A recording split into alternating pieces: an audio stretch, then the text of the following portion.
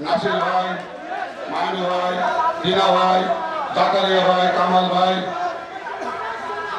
সেন্টু ভাই, যারা এই মিছিলে নিয়ে আসছেন, দয়া করে আপনারা ওখানে ডান দিকে বসে যান।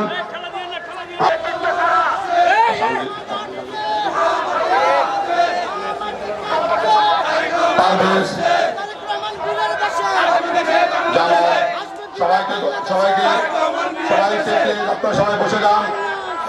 হ্যাঁ, খোরশেদ ভাই, সেন্টুই বলছি, সবাই দয়া করে বসে যান। এখানে ভিতরে বসবেন করুন না। লিটন ভাই, সবাই বসে যান। লিটন ভাই, এদিকে আসেন না, সবাইকে আপনার উচিত প্লিজ, দয়া করে প্লিজ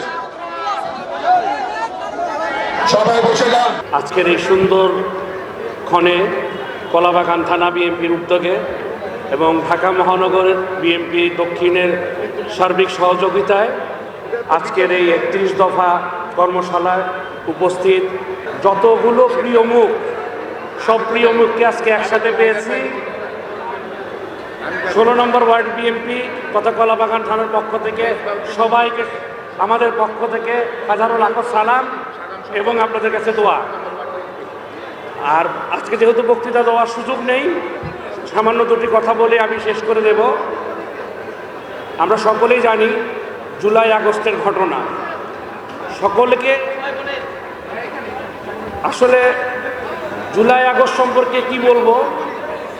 আজকে যেহেতু কর্মশালার অনুষ্ঠান, এই কর্মশালা সম্পর্কে বিস্তারিত বলেন আমাদের যারা ভাইরা এসেছেন, আমাদেরকে এই বিষয়ে নির্দেশনা দিবে। জুলাই আগস্টে দেখেছি, আমার সঙ্গে ছিলেন আমার সভাপতি জনাব নাসির গাজী, আমার শাহ আলম সৈকত সহ আমরা মিছিল থেকে হায়নার মতো আমাদেরকে তুলে নিয়ে আজকে আমি পঙ্গু, প্রায় বিন্দু পরিমাণ দুঃখ নেই। কারণ মৃত্যুকে যে এত কাছ থেকে ফেরত আসবো সেটা কখনো ভাবি নেই। শুধু দুঃখ এক জায়গায়, যখন আমাকে ধরে নিয়ে যাওয়া হয়, যখন আমার উপরে নির্যাতন চালানো হয়, তখন আমি দুটো ছেলেকে দেখেছিলাম। যে দুটো ছেলে হয়তো আমার ছেলের সমতুল্য কিংবা আমার ছোট ভাইয়ের সমতুল্য, বাচ্চা দুটোর কেচি দিয়ে কান কেটে ফেলা হয়েছে। কতদূর বর্বর না হলে একটা দল কিংবা একটা দলের দাসত্ব করা সংগঠনগুলো এই কাজ করতে পারে। আল্লাহ দেখেছেন, আল্লাহ সবার সাথেই আছেন। নিশ্চয়ই এর বিচার হবে, নিশ্চয়ই এর বিচার হতেই হবে। ঘৃণা মানুষের প্রতি এমনি জন্মায় না, ঘৃণা এই কারণেই আওয়ামী লীগের প্রতি জন্মিয়েছে, যেহেতু আমরা স্বচক্ষে সবিনয়ে সেগুলো দেখে এসেছি। সুতরাং তাদের সাথে কোনো আপোষ হওয়ার প্রশ্নই আসে না।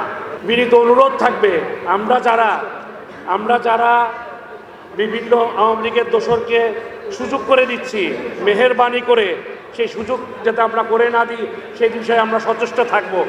এবং সর্বোপরি দুলানের ছোট্ট একটি কবিতা বলে, ঘুমাইয়া কাজা করেছি ফজর, তখনও জাগিনি যখন জোহর, খেলায় খেলায় কেটেছে আসর, মাগরিবের ওই আজান শুনি, এখনও জামাতে হরি সামাইল, এখনও এর সাথে আছে সন্তান।